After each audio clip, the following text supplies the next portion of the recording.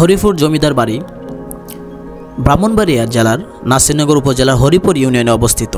নাসিরনগর সদর হইতে প্রায় 14 থেকে 15 কিলোমিটার দক্ষিণ পূর্বে মাধবপুর যাওয়ার পথে হরিপুর ইউনিয়নের হরিণবেড় অবস্থান করতেছে এই বাড়িটা। সড়ক পথে যে কোনো যানবাহনে যাওয়া যায়, আর বর্ষাকালে আমরা নৌকা করে এখানে আসতে পারি। নাসিরনগর উপজেলার হরিপুর গ্রামে তিতাস নদীর পূর্ব প্রান্তে হরিপুর জমিদার বাড়ি কালের সাক্ষী হয়ে দাঁড়িয়ে রয়েছে। তিতাস নদীর তীরে এই ঐতিহ্যবাহী রাজবাড়িটা কেউ কেউ রাজবাড়ি, কেউ কেউ বড় বাড়ি, আবার কেউ কেউ এটাকে জমিদার বাড়ি বলেও ডাকা হয়। বর্তমানে এটা অর্পিত সম্পত্তি, সরকারের নিয়ন্ত্রণে আছে। প্রতিদিন দেশের বিভিন্ন অঞ্চল থেকে অনেক লোক আসে বাড়িটি দেখতে। নাসিরনগর উপজেলার হরিপুর ইউনিয়নের হরিণবেড় গ্রামে অবস্থান করতেছে এই বাড়িটা। উপজেলা সদর থেকে প্রায় 15 কিলোমিটার দূরে বাড়িটির অবস্থান। নাসিরনগর থেকে মাধবপুর যাওয়ার পথে উপজেলার শেষ সীমান্তে হরিপুর গ্রামে রাস্তার পশ্চিম পাশে তিতাস নদীর পাড়ে চোখের পড়ার মতো 2 গম্বুজের 3 তলা সুবিশাল বাড়িটি।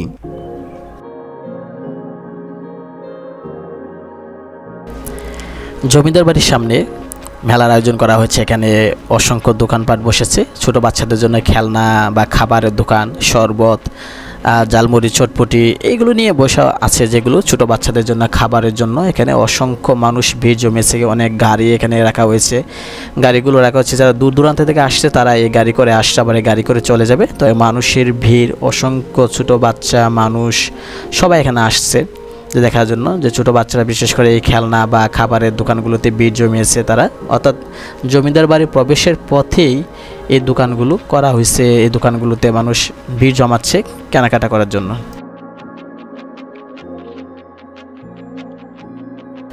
ঢোকার পথে দেখবেন যে একটা মঠ দাঁড়িয়ে আছে। অসংখ্য মানুষ এখানে ভিড় জমিয়েছে, বসে আছে, মোবাইল চালাচ্ছে। জানা যায় প্রায় 175 বছর পূর্বে জমিদার গৌরীপ্রসাদ রায়চৌধুরী ও কৃষ্ণপ্রসাদ রায়চৌধুরী বাড়িটি নির্মাণ করেন। ব্রিটিশ আমল থেকে এই বাড়িটি নির্মাণ শৈলী বড়ই মনোরম। 1343 বাংলায় 12 চৈত্র দোল পূর্ণিমা তারিখে কৃষ্ণপ্রসাদ রায়চৌধুরীর মৃত্যুর পর পর্যায়ক্রমে বাড়িটির উত্তরাধিকার হন হরিপ্রদ রায়চৌধুরী ও শান্তি রায়চৌধুরী। তাদের কাছ থেকে বাড়ির মালিকানা ও জমিদারি আসে উপেন্দ্র রায়চৌধুরী ও হরেন্দ্র রায়চৌধুরী। কালক্রমে 1947 সালে দেশ বিভক্ত হওয়ার পর জমিদারি প্রথা যখন উচ্ছেদ হয়ে যায়, তখন তারা বাড়িটি ফেলে কলকাতায় চলে যায়। জমিদাররা বাড়িটি ফেলে যাওয়ার সময় পুরোহিতদের রেখে যায়। এখনও এই জরাজীর্ণ জমিদার বাড়িতে আগে এক সময় পুরোহিতরা, মানে তাদের বংশধররা এই বাড়ি দেখা সাক্ষাৎ করত। এখন তাদেরকে এখান থেকে স্থানান্তর করে অন্য একটা গ্রামে নেওয়া হয়েছে। তো অনেক মানুষ এখানে দাঁড়িয়ে আছে, যারা আপনার ফুলের বাগানের সামনে বা ফুলের গাছের সামনে ছবি তুলতেছে, ভিডিও করতেছে। অসংখ্য মানুষ যারা ভিড় জমে আছে। একটা ঘাট আছে যেখানে মানুষ বসতে পারে।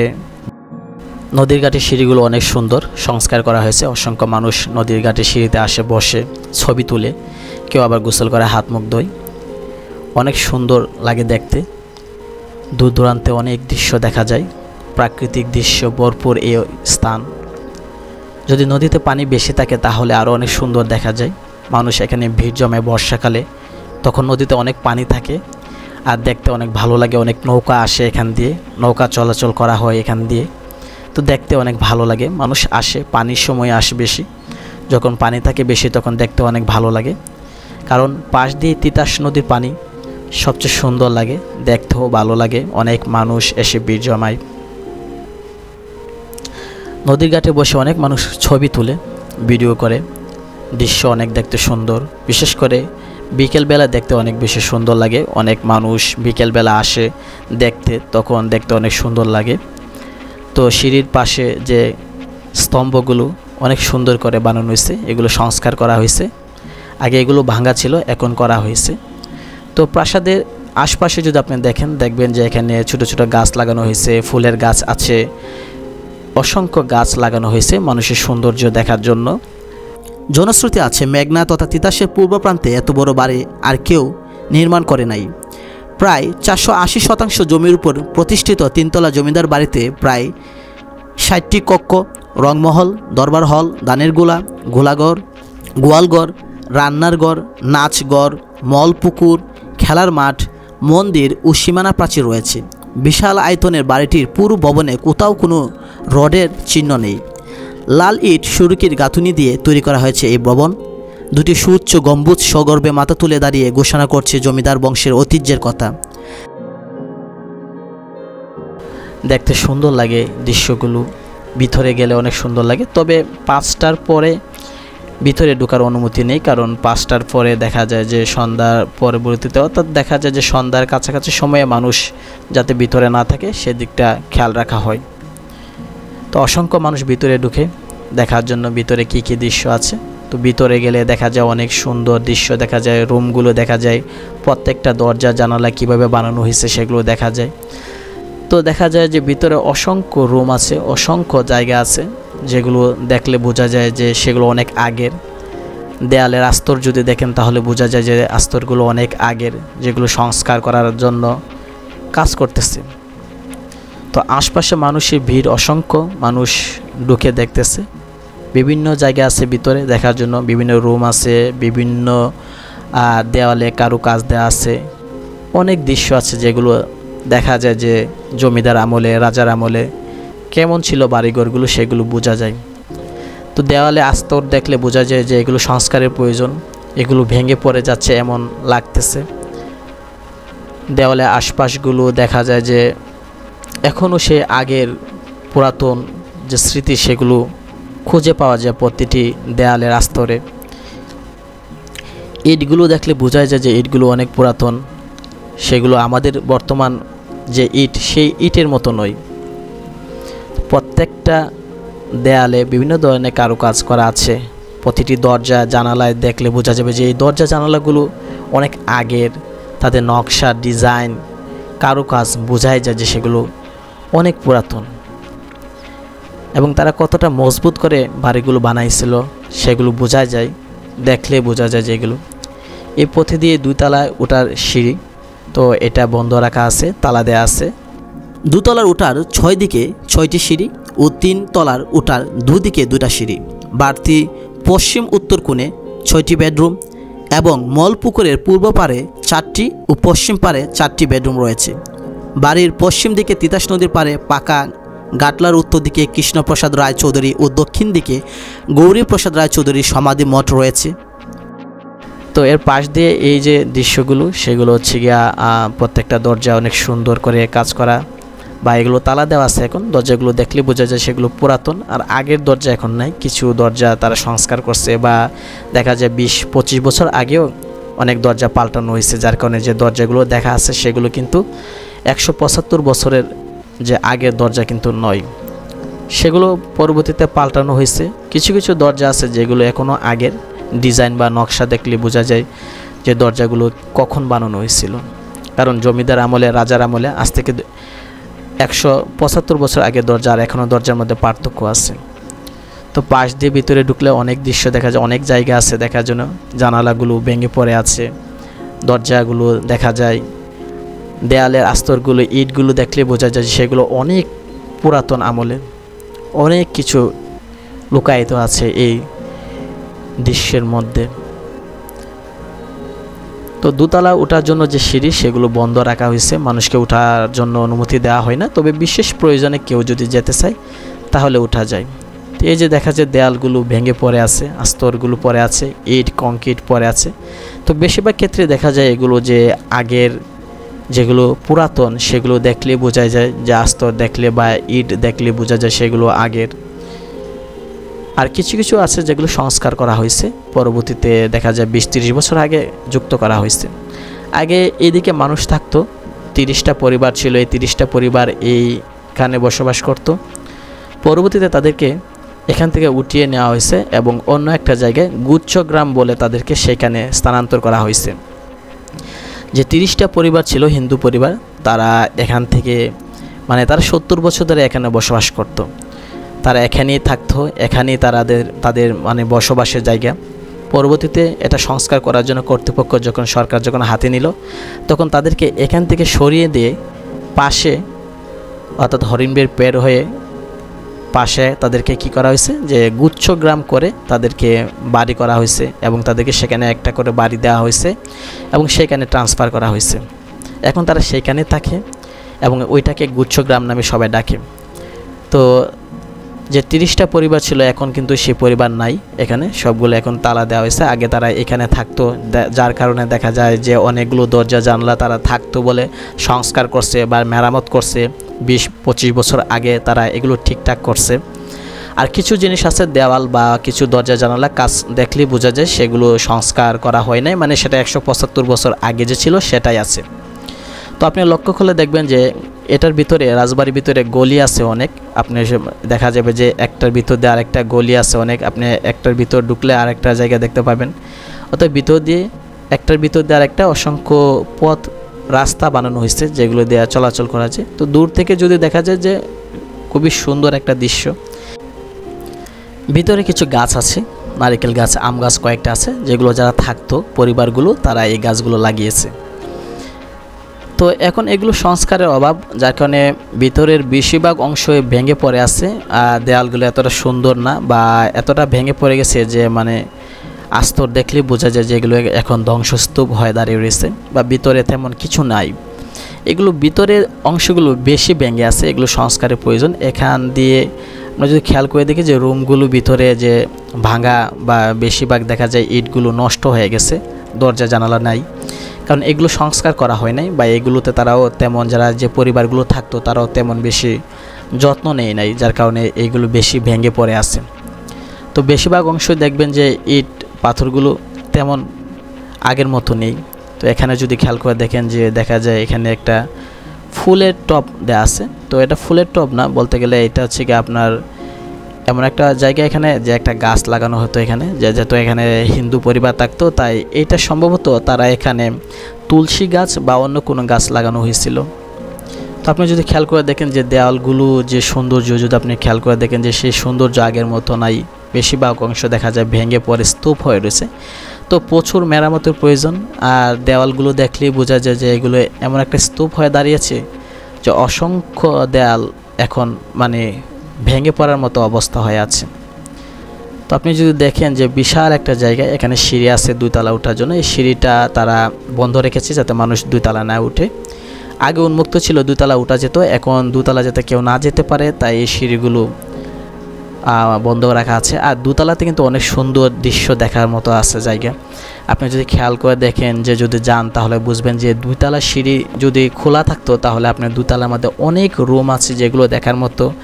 রাজা মানে জমিদার থাকার জায়গা বা থাকার রুম বা তার দরবার বা পিছনে দিকে দেখলে আপনি বুঝতে পারবেন যে এর ভিতরে অসংখ্য রুমগুলো আছে যা আলাদা আলাদাভাবে সুন্দর করে রাখা হয়েছে। সবার জন্য অনুমতি নাই 2 তলা যাওয়ার জন্য। তো নিচতলাগুলো সংস্কার করেছে, 2 তলাটাও সংস্কার করবে, যখন করবে তখন উন্মুক্ত করা হবে। আপনি যদি দেখেন এই যে সিঁড়িগুলো যদি দেখেন বা মনে করেন যে দেয়াল যদি দেখেন বা ফিলার যদি দেখেন বোঝায় যায় এগুলো সংস্কার করা হয়েছে, রং করা হয়েছে।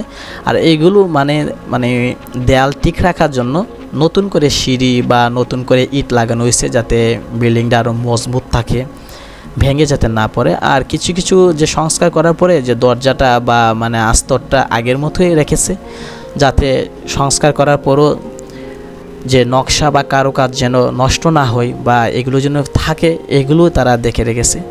যদিও এগুলো সংস্কার করা হয়েছে তারপর আপনি দেখবেন যে দরজা বা যে দেয়ালে যে আস্তর অথবা যে নকশা আছে, কাজ আছে, সেগুলো আগের মতোই রেখেছে। অর্থাৎ 175 বছর আগে যে সিস্টেমে বা যেরকম দেখতে দরজা জানালা ছিল তারা এরকমভাবেই রেখেছে, অথবা দেয়ালে কাজগুলো সেরকমভাবেই করে রেখেছে যাতে আগের মতোই দেখা যায়। তো অসংখ্য মানুষ, ভিতরে একটা বাগানের মতো জায়গা আছে, বিশাল একটা উঠানের মতো আছে, এখানে দেখতে অনেক সুন্দর জায়গা। আর ছোট ছোট ফুলের বাগানের মতো ফুল গাছ লাগানো আছে, মানুষ দাঁড়িয়ে ছবি তুলে। অসংখ্য মানুষ এই সামনে ভিতরে যে অংশটা যেটা আছে, যে সামনে থেকে দেখলে মনে হবে যে জায়গাটা অনেক সুন্দর একটা জায়গা। তো আপনি খেয়াল করে দেখেন যে এখান থেকে মানে পুরা বিল্ডিংটা দেখলে অসংখ্য সুন্দর লাগে। এবং এই বিল্ডিংটা যদি আপনি খেয়াল করে দেখেন তাহলে বুঝবেন যে এই বিল্ডিংটা মানে একটা যে জমিদার বাড়ি এখন মনে হয়, আগে কিন্তু এমন ছিল না। এটাকে সংস্কার করে রং করার পরে এখন যতটুকু সুন্দর দেখা যাচ্ছে বা যে এখন যেরকম লাগতেছে এরকম আগে ছিল না। কিন্তু রং করার পর, আস্তর দেওয়ার পর, ইটগুলো ঠিক করার পরে এখন এটা মূলত দেখতে অসংখ্য মানুষ ভিড় জমায় এই কারণে যে এটা সংস্কার করার কারণে দেখতে সুন্দর লাগে। বা ভিতরে যে খালি একটা অংশ আছে উঠান, এখানে বাগান করার মতো জায়গা আছে। তো দেখা যায় অসংখ্য মানুষ এখানে এসে দেখার জন্য ভিড় জমায়। বিশেষ করে উঠানের মাঝে যে বাগানগুলো আছে, বাগানে ফুল গাছ লাগানো আছে, এগুলো দেখার জন্য বা ছবি তোলার জন্য মানুষ আসে। প্রতিটা যদি আপনি খেয়াল করে দেখেন যে দেয়ালগুলো যে তারা এগুলো সংস্কার করছে, পিলারগুলো নতুন যুক্ত করছে, কিছু কিছু পিলার নতুন দিছে যাতে আপনার ছাদ ভেঙে না পড়ে, এর জন্য কিছু কিছুতে আবার আরও বেশি মেরামত করা হয়েছে, এটা বুঝে মেরামত করা হয়েছে। তো বেশিরভাগ মানুষ এখানে ভিতরে ঢোকার পরে এই খালি মাঠটা পায় যেটা উঠানের মতো দেখতে, এখানে ছবি তুলে বসে থাকে বা ফুলের বাগান লাগানো হয়েছে, দেখার জন্য খুবই চমৎকার একটা দৃশ্য। আর ভিতরে যদি যাই তাহলে দেখবেন যে বেশি ভাঙা স্তূপ, এগুলো হচ্ছে ভিতরে একদম শেষের দিকে, অর্থাৎ বেশি ভিতরে, যেগুলো সচরাচর মানুষ যায় না বা দেখে না, কারণ এগুলো ভিতরের অংশ, যেগুলো আস্তর করা নাই বা এগুলো একদম স্তূপ, ময়লা স্তূপ হয়ে পড়ে আছে, যেগুলো তো মানুষ সচরাচর ভিতরে গেলেও দেখতে আসে না, কারণ এগুলো এতটা ভেঙে গেছে যে সংস্কার অনেক বেশি প্রয়োজন এবং খুব বেশি ব্যয়বহুল সংস্কার লাগবে এগুলো। তো এগুলো রং করা হয়েছে, এই রুমগুলো কিছুটা রং করা হয়েছে এবং এর ভিতরেও দেওয়ালগুলো মেরামত করা হয়েছে। ভিতরে কিছু কিছু রুম রং করা হয়েছে, মেরামত করা হয়েছে। তো এগুলো কাজ চলতেছে, যার কারণে এগুলো আরও অনেক কাজের বাকি রয়েছে, তবে দেখলে বোঝা যায় যে এগুলো রং করা হয়েছে, তবে বেশিরভাগ রুমগুলো দেখা যায় এখনও ভাঙা রয়েছে। তো এগুলো ভিতরের অংশ যদি আপনি দেখেন যেগুলো ময়লা স্তূপ হয়ে পড়েছে, এখানে একটা টিউবওয়েল আছে, যেগুলো আগে যারা থাকতো পরিবাররা তারা এই টিউবওয়েল ব্যবহার করতো, এবং যারা থাকতো তারা কিন্তু ভিতরেই থাকতো, সামনের অংশে থাকতো না, তারা পিছনে যেসব ভাঙা স্তূপগুলো দেখা যায় ওইখানেই তারা বেশি থাকতো, দেখা যায় ওইখানে তারা গরু ছাগল মানে লালন পালন করতো, বা দেখা যায় যে খামারের মতো বানিয়ে রাখতো যারা থাকতো। তো এই কারণে ভিতরের অংশগুলো বেশিরভাগ অংশ দেখা যায় যে স্তূপ, ময়লা স্তূপ বা ভেঙে গেছে এরকম লাগে। আর এগুলো হচ্ছে সামনের অংশ, উঠানের পাশের অংশ, এগুলোতে মেরামত কাজ চলতেছে এবং তারা এগুলো ধীরে ধীরে সংস্কার করতেছে। তো যদি খেয়াল করে দেখেন অসংখ্য মানুষ এখানে আসে দেখার জন্য, যে চারপাশে মানুষ যদি আমরা খেয়াল করে দেখি যে অসংখ্য মানুষ। আর এখন বর্তমানে কিছু কয়েকটা মানুষ থাকে এখানে, 3-4 জন বা এরকম 5 জন থাকে, যারা এটা পাহারা দিয়ে রাখতেছে বা সংস্কারের কাজ করতেছে। তাই মাঝে মাঝে তাদের কাপড় চোপড় দেখা যায় যে তারা সংস্কার করার জন্য তারা কাজ করতেছে, যার কারণে এইগুলোতে এখন মানে তারা দেখে রাখতেছে সরকারের পক্ষ থেকে। কিছু আনসার লোক আছে, আনসারেরও থাকে, 2-1 জন আনসার এখানে পাহারা দিয়ে রাখে সবসময়, যাতে এটা সংরক্ষণের জন্য কাজ করা যায়, চালিয়ে যেতে পারে। আর অনেক কর্মীরাও কাজ করে এখানে, আস্তে আস্তে কাজ করতেছে, যার কারণে রেগুলার লোক থাকে না, তবে 2-1 জন আনসার সবসময় থাকে এটার ভিতরে। তো অসংখ্য মানুষ এখানে ভিড় জমিয়ে মানুষ দেখার জন্য আগ্রহ থাকে, এটা দেখার জন্য যে রাজবাড়ি বা জমিদার বাড়ি দেখার জন্য। তো যদি খেয়াল করে দেখবেন যে মানুষ যে মানে 5টা বেজে গেলে তখন আর ভিতরে থাকা যায় না, তখন আনসাররা আইসা সবাইকে বের করে দেয়, কারণ 5টার পরে দেখা যায় যে কাউকে রাখা হয় না, সন্ধ্যার দিকে যাতে কেউ না ঢুকে, এই জন্য এটাকে একটু মানে মানুষ সবাই দেখে রাখে।